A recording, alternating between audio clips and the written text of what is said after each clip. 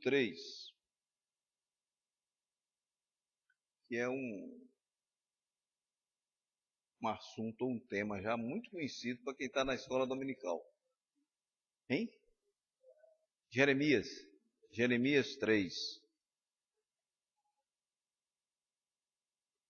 Jeremias 3. E aproveitar a oportunidade para os que não estão na escola dominical virem à escola dominical. Um momento muito importante da igreja é a escola dominical. Todos os momentos são importantes, mas eu, do meu ponto de vista, eu acho, Juarez não gosta dessas expressões, mas eu acho a escola dominical muito mais assim relevante em termos de estudo para nós do que qualquer outro momento, senão o momento do culto de adoração no domingo. Jeremias 3, vamos abrir nossas Bíblias ali no versículo 18. Versículo 18 de Jeremias.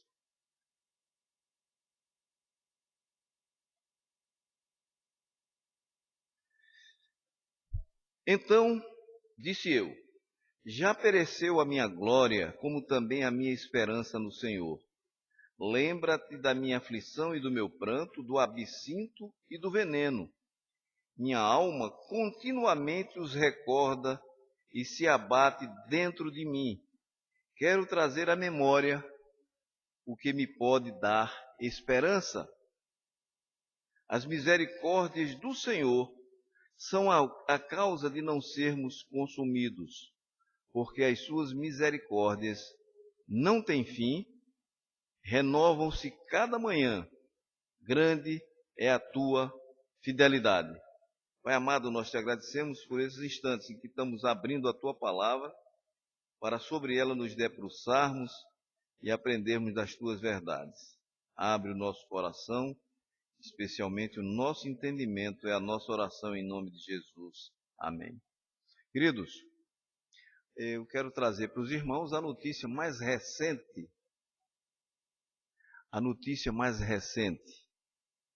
Que muitos já sabem, mas a notícia.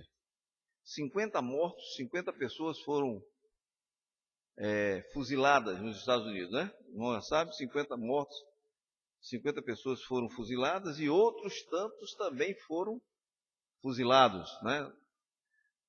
Mas eu quero também trazer assim para vocês uma notícia já requentada de alguns estudantes que morreram no desastre de ônibus essa semana. Quero também trazer para vocês um caso recente que tomou conta dos jornais, televisão, rádio, que foi o caso de um estupro no Rio de Janeiro. Quero também trazer para vocês umas notícias também bastante requentadas, que são os estupros morais da sociedade. Também os estupros morais do Congresso Nacional. E por aí vai. E aí eu estava assistindo um telejornal da TV Bandeirantes, quando de repente houve uma notícia diferente. E aquele comentarista lá, ele disse, mas finalmente trouxeram uma notícia boa. Porque realmente a gente só tem ouvido notícia que não presta. A gente só tem visto coisas terríveis, né? Sabe por quê? Porque o sofrimento humano é inevitável. A humanidade se afasta. Veja que quase todos esses acontecimentos são fruto não da união com Deus, mas o inverso, de pessoas que estão totalmente fora da ligação com Deus. E alguns fazem até em nome de um Deus, não é? Alguns fazem em nome de deuses, tentando justificar as suas atitudes. E a humanidade só faz apenas o mal. O Salmo 14 diz que o homem nascido de mulher vive breve tempo cheio de iniquidade. Salmo 14, de 1 a 4. Nasce como a flor e murcha. o homem nasce cheio de iniquidade. Eu me lembro que um pastor uma vez foi batizar o seu próprio filho. E lá na cerimônia ele olhou para o filho e disse, mas novinho, mas tão cheio de pecado, tão pecador.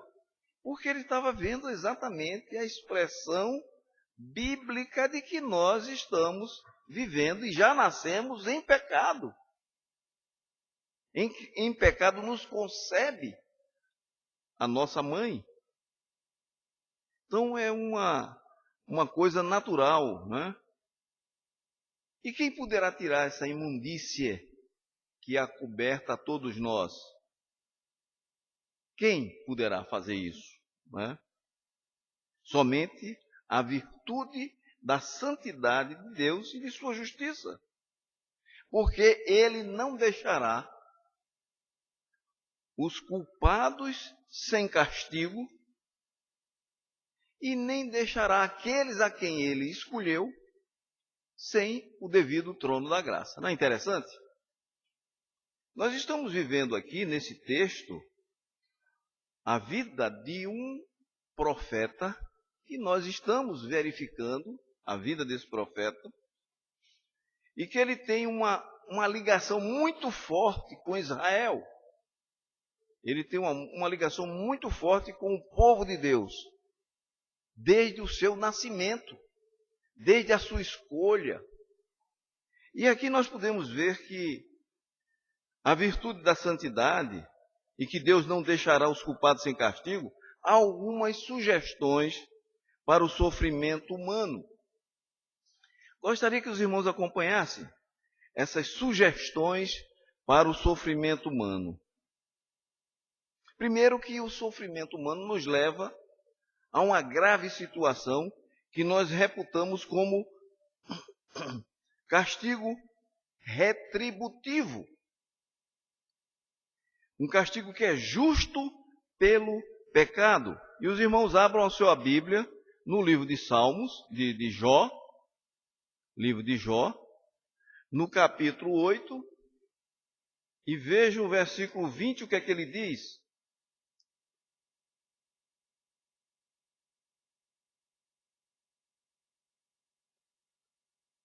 Eis que Deus não rejeita ao íntegro, nem toma pela mão os malfeitores. Então, o castigo justo pelo pecado é um castigo retributivo. Deus não toma pela mão os malfeitores. E, em contrapartida, Deus não rejeita os íntegros. Mas esse castigo também ele pode ser entendido como uma sugestão disciplinadora. E aí nós vamos ver que essa ação disciplinadora, na verdade, ela é corretiva. Veja, por exemplo, o livro de Provérbios. Em Provérbios, no capítulo 3 de Provérbios, no versículo 11 e 12, Provérbios, capítulo 3, versos 11 e 12.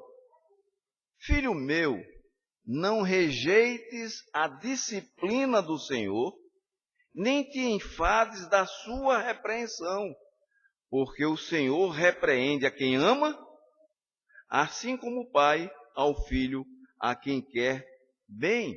Então é uma sugestão disciplinadora, é uma ação corretiva. Nós temos também que esse castigo, ou essa sugestão, ela é probatória. E aí nós vamos ver ainda em Jó, no livro de Jó, no capítulo 2, Jó, capítulo 2,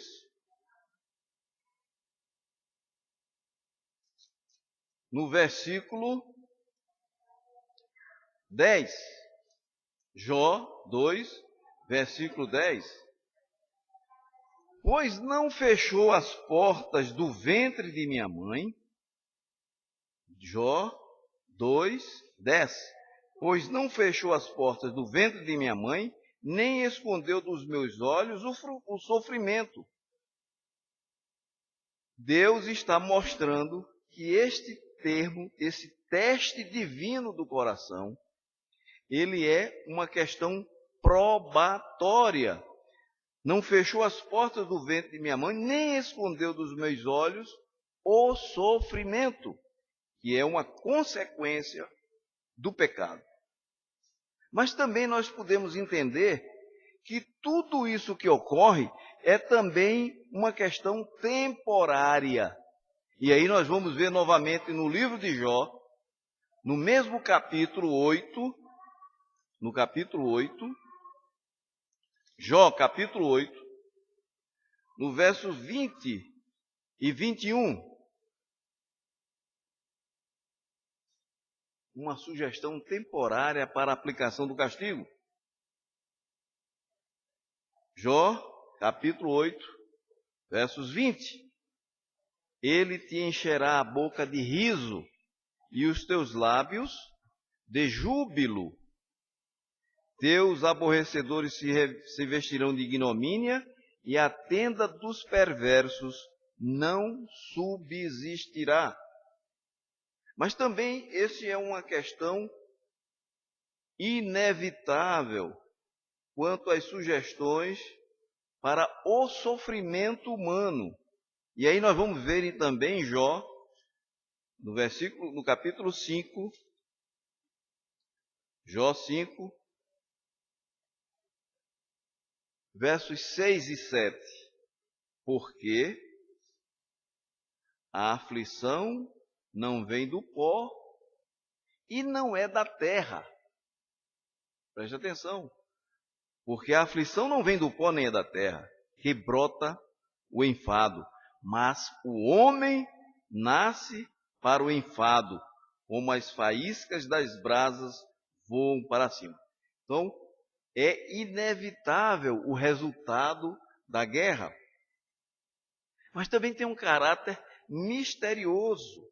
E aí nós vamos para Jó, capítulo 11.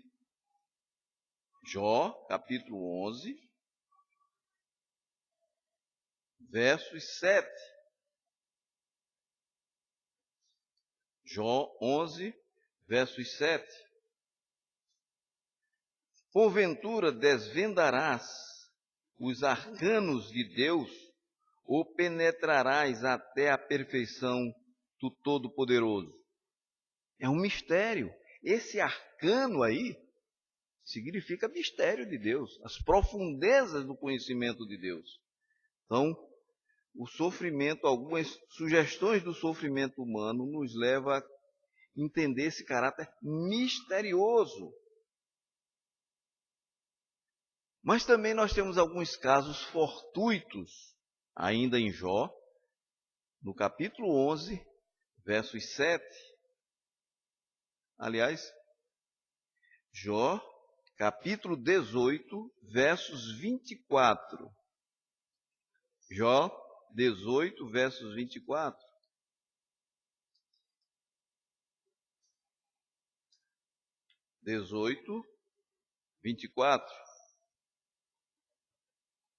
Jó 18, não 24. Aliás, Jó 21, 23 e 26. Jó 21, 23 e 26. Jó 21, do 23 ao 26.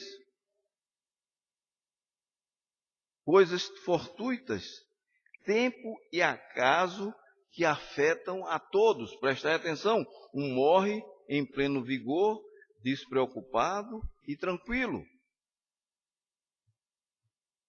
com seus baldes cheios de leite e fresca a medula dos seus ossos. Verso 23. Outro, ao contrário, morre na amargura do seu coração, não havendo provado do bem. 26. Juntamente, os dois, um que morre em pleno vigor, o outro que morre na amargura, juntamente jazem no pó, onde os vermes os cobrem. O que o escritor sacro está dizendo acerca desse texto é que não há distinção para o corpo humano. A destinação do corpo, tanto para aqueles que estão em Cristo, como aqueles que estão perdidos, eles vão ser pó do mesmo jeito. Tive o desprazer, não digo desprazer, mas talvez até o prazer de acompanhar uma cerimônia fúnebre na segunda-feira. E uma coisa que me chamou a atenção foi o filho de um melhor amigo meu, de um dos melhores amigos meus. Ele, na cerimônia, ele disse: orei muito pelo meu pai, pedi muito ao meu pai, a meu Deus, para que fizesse com que o meu pai ficasse bom e passasse mais algum tempo conosco. Mas não foi possível. Deus o chamou. Então eu estou aqui nesse instante, nessa cerimônia, ele também é pastor, estou aqui nessa cerimônia para cumprir a vontade do meu pai, que era de fazer uma cerimônia muito feliz e um culto de louvor a Deus. Realmente aquele culto foi emocionante, foi um culto muito gostoso, um culto muito bom, em que nós vimos muitos testemunhos da plenitude de Deus na vida daquele irmão. E eu me lembro que o Paulinho, o filho dele, me concedeu a palavra e eu fiz umas observações muito claras. Até usei o texto de Provérbios 18, que para mim é muito importante, e acho que para alguns também, o texto de Provérbios 18, 24, que diz assim: o homem que tem muitos amigos sai perdendo, mas há amigo mais chegado que irmão. Há amigo mais chegado que irmão. E eu fazia aquela observação com aqueles irmãos ali, dizendo que aquele amigo que se fora, que está vivendo aquele momento ali um tanto quanto fortuito, porque o corpo vai para o mesmo lugar que os demais. Ele vai ser também comido pelos vermes, mas no dia da vinda do Senhor, a situação deles se modifica completamente. Porque Deus vem e faz com que eles sejam, em primeiro lugar, ressuscitados. Por último, irmãos, nós temos também uma sugestão do sofrimento humano através de uma atitude vicária. E aí eu chamaria a atenção dos irmãos para nós abrirmos a nossa Bíblia em Isaías, no capítulo 53, que é um texto já bastante conhecido. Isaías 53, do verso 3 ao verso 4. E diz assim a narrativa bíblica: era, e os irmãos já conhecem bastante, era desprezado e o mais rejeitado entre os homens, homens de dores e que sabe o que é padecer. E como um de quem os homens escondem o rosto, era desprezado e dele não fizemos caso. Versículo 4. Certamente ele tomou sobre si as nossas enfermidades e as nossas dores. As nossas enfermidades e as nossas dores. Levou sobre si e nós o reputávamos por aflito, ferido de Deus e oprimido. No sofrimento vicário, um sofre por outro, um sofre por muitos. E nós estamos vendo aqui que esse texto, ele está se referindo exatamente àquele que fez esse sacrifício por nós na pessoa de Jesus Cristo. Queridos, Jeremias foi uma testemunha ocular da destruição de Jerusalém. Jeremias passou por momentos de muita dificuldade. Ele viu a cidade cercada pelos inimigos. Ele viu que a cidade foi saqueada de suas riquezas. Viu o templo queimado. O povo passado a fio da espada. Houve pranto, dor, gemidos e lamentações. Jeremias passou por tudo isso. Os velhos eram pisados pelas botas dos soldados, naturalmente dos caldeus. As crianças eram arrastadas pelas ruas como lama. Uma cena que apareceu essa semana na televisão, ou semana passada, um animal dentro do zoológico puxando uma criança, não sei se vocês viram. E aquilo choca as pessoas. Agora imagina Jeremias assistir crianças sendo arrastadas pelas ruas como lama, sendo pisoteadas. As jovens eram forçadas e as mães choravam por seus filhos. Portanto, Jeremias viu um quadro desolador. E aí, não tinha como o profeta não chorar. Não tinha como o profeta não se lamentar, não apresentar as suas lamentações diante do quadro aterrador pelo qual ele passara. Mas é interessante que Deus, na verdade, colocou Jeremias como emissário para que ele presenciasse toda essa desgraça. E a gente viu lá, nos estudos que nós fizemos, a gente viu Jeremias sendo especialmente chamado para essa missão. Abra sua Bíblia em Jeremias, no primeiro capítulo de Jeremias.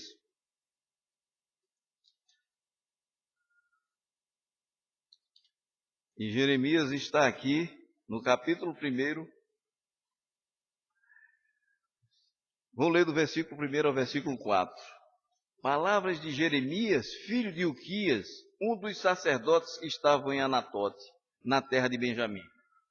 A ele veio a palavra do Senhor nos dias de Josias, filho de Amon, rei de Judá, no 13º ano do seu reinado. E também nos dias de Jeoaquim, filho de Josias, rei de Judá, até o fim do ano 10º, de Zedequias, filho de Josias, rei de Judá, e ainda até o 5º mês do exílio de Jerusalém. Diz Jeremias: a mim me veio, pois, a palavra do Senhor, dizendo: antes que eu te formasse no ventre materno, eu te conheci. E antes que saísse da madre, te consagrei e te constituí profeta às nações. Portanto, Jeremias foi um homem do seu tempo. Presenciou toda aquela bagaceira que estava existindo em Israel, Judá, Jerusalém. Às vezes a gente pode ficar pensando, por que Jeremias se lamentou tanto? Por que Jeremias foi tão coração com aquele povo? É porque Jeremias tinha uma missão muito importante, como os demais profetas. Mas ele sabia que o povo havia de rejeitar a mensagem, não dele, mas a mensagem de Deus. E aí, em certo instante, na narrativa bíblica, Deus pergunta a Jeremias: o que é que tu vês, Jeremias? E nós podemos ver isso em Jeremias 1, no verso 13 e 15. E aí Jeremias diz: eu vejo aqui uma panela ao fogo, com a boca inclinada para o norte. E o Senhor diz: é que de lá, do norte, virá o mal tanto quanto Jerusalém, quanto Judá. A profecia de Jeremias mostrava que todo aquele povo, baseado única e exclusivamente na sua incredulidade, a sua mensagem incrédula para com Deus não poderia fazer bem a seu povo. Jeremias clamou por isso toda a sua vida. Durante todo o seu tempo, Jeremias condenou a idolatria do povo de Deus. O povo se rebelara contra Deus, e é interessante que em determinado momento o próprio povo pediu para que Jeremias orasse ao seu Deus, pedindo que Deus desse um rumo para o seu povo, embora tudo aquilo fosse da boca para fora. É como se nós aqui estivéssemos sempre estudando a palavra de Deus e de repente nós saímos daqui e vamos ouvir mensagens que não têm absolutamente nada com a diretriz da palavra de Deus. É a mesma coisa, semelhante. Até porque o povo de lá não é diferente de nós. Aquele povo não é diferente.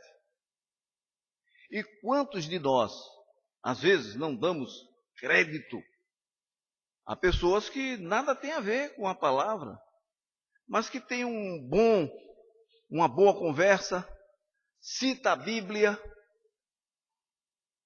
e nós somos muitas vezes levados a esse erro. Este povo daqui não era um povo diferente, povo que adorava idolatrar. Adorava idolatrar.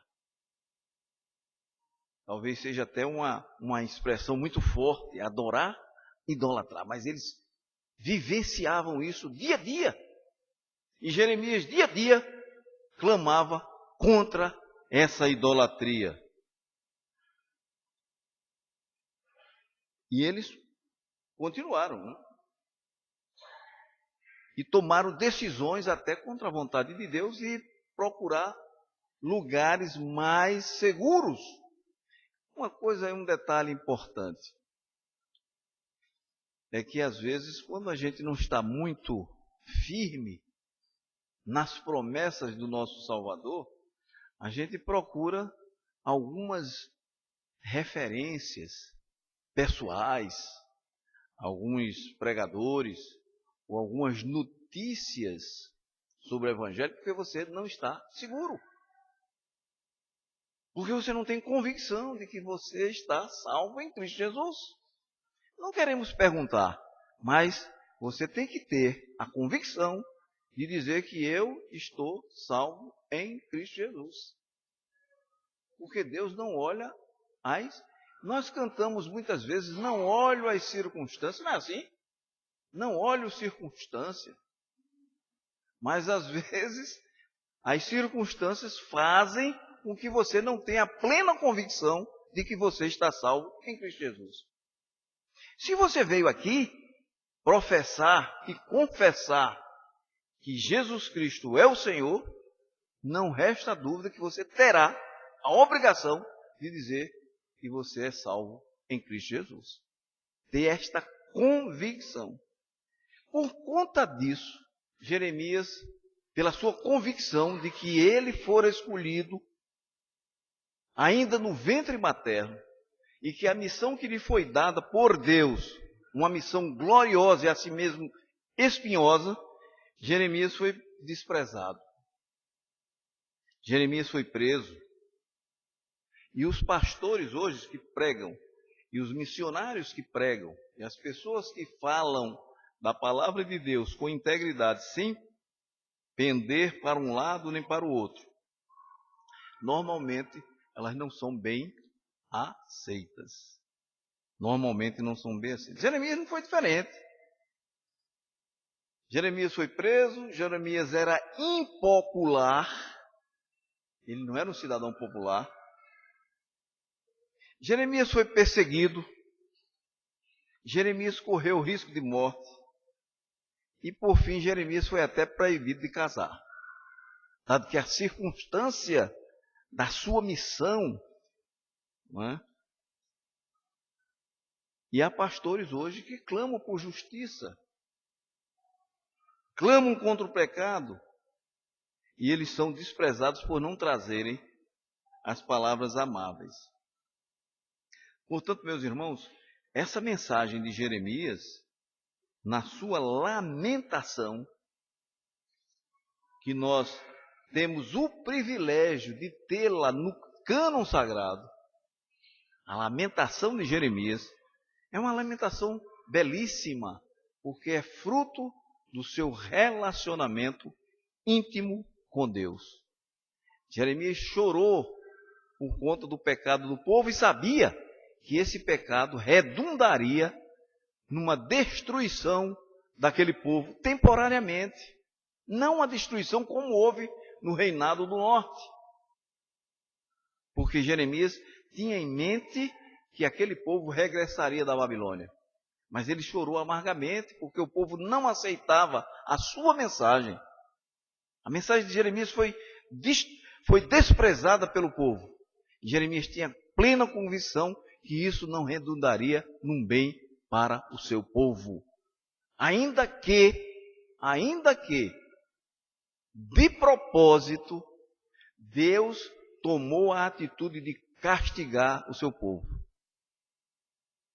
Previsível para Jeremias, mas totalmente imprevisível para o povo, porque o povo estava em pecado. E é interessante que quando nós estamos em pecado e que o Espírito Santo, porventura, não nos agride, não digo agride, mas que o Espírito Santo não nos revela, normalmente a gente fica naquele estado tranquilidade. Mas quando você cai em pecado, quando você cai, não, a gente cai constantemente. Mas quando Deus revela através do Espírito Santo, quando Ele atua, dificilmente você não toma uma atitude de contrição com Deus. E eu digo sempre o que o reverendo Hernandes Dias Lopes diz: se não ocorrer isso, cuidado. Deus estará certamente cevando o irmão ou a mim para o dia do juízo. Porque tremenda coisa é cair nas mãos do Deus vivo. O sofrimento de Jeremias era terrível. Jeremias previa para o seu povo a figura de um tsunami, que de forma avassaladora invadiria toda Judá, toda Jerusalém. Os irmãos, imaginem alguém que naquela época, lá naquela região do tsunami, quando veio aquela catástrofe, e tinha alguém lá em cima do hotel, e de repente ele percebeu alguma movimentação da água que estava recuando, e ele ficou apreensivo e saiu correndo, e foi lá na beira-mar e começou a gritar: olha, vamos sair daqui porque provavelmente vai acontecer alguma coisa. E de repente vem aquela onda, aquela água, e sobre ele também cai aquela torrente.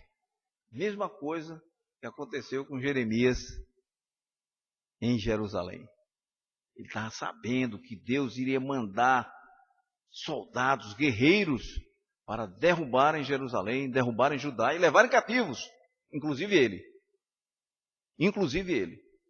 Então é um homem consciente da mensagem de Deus, sabendo que Deus não iria aliviar o castigo daquele povo. Todavia, meus irmãos, foi fiel à palavra de Deus. Ele foi fiel à palavra de Deus. E é interessante também que Jeremias recebeu benefícios e consideração dos dominadores. Hoje pela manhã nós vimos isso. O próprio Nabucodonosor teceu comentários favoráveis a Jeremias e recomendou aos seus comandados para cuidarem bem do profeta. E ainda dizer ao profeta Jeremias se ele queria ficar lá na terra dele ou ir ser deportado. Fruto do benefício e da visão, talvez uma visão estratégica de Nabucodonosor, reconhecendo em Jeremias como aquele que realmente pregava a palavra de Deus.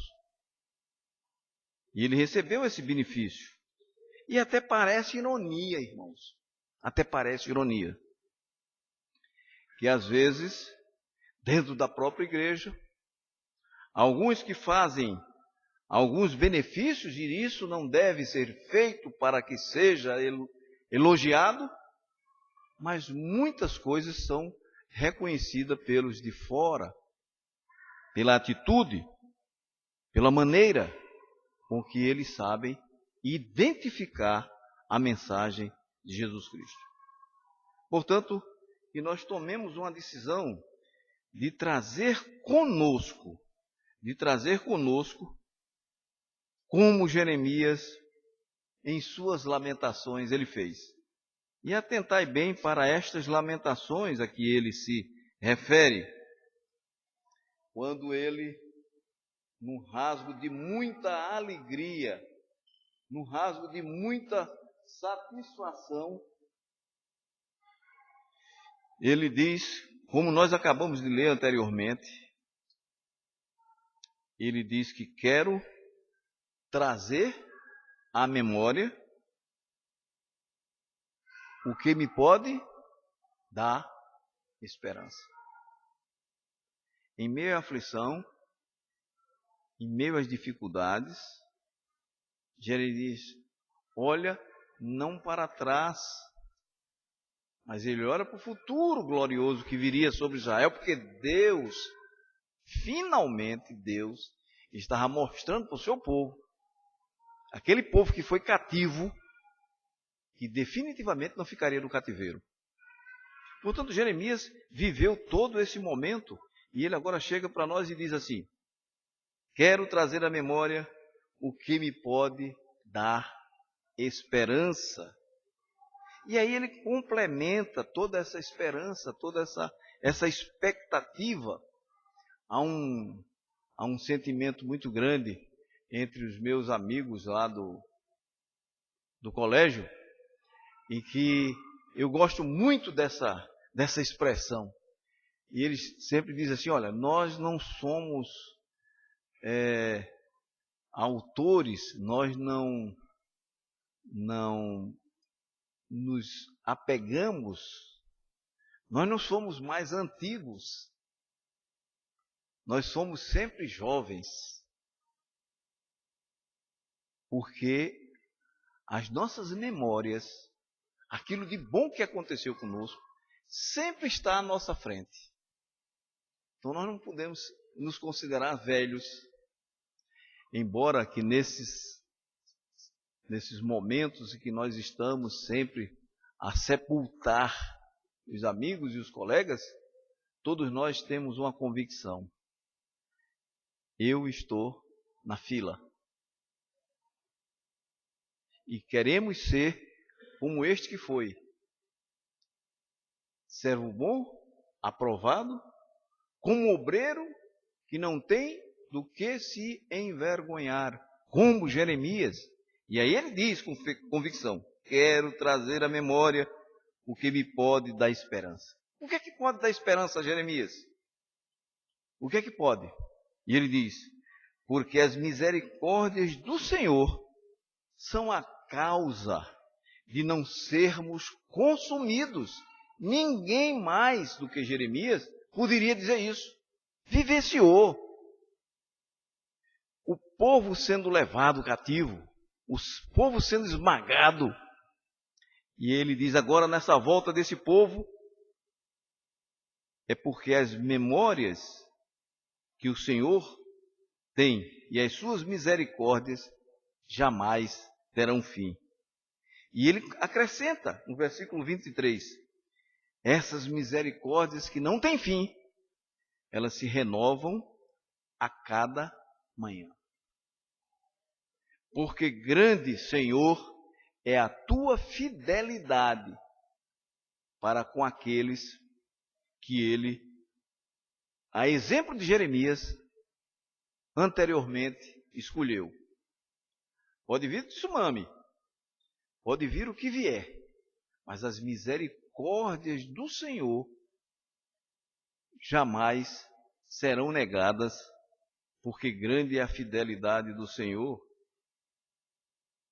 e nós devemos, assim, esperar nele, na grande fidelidade do Senhor, nas suas misericórdias que não têm fim.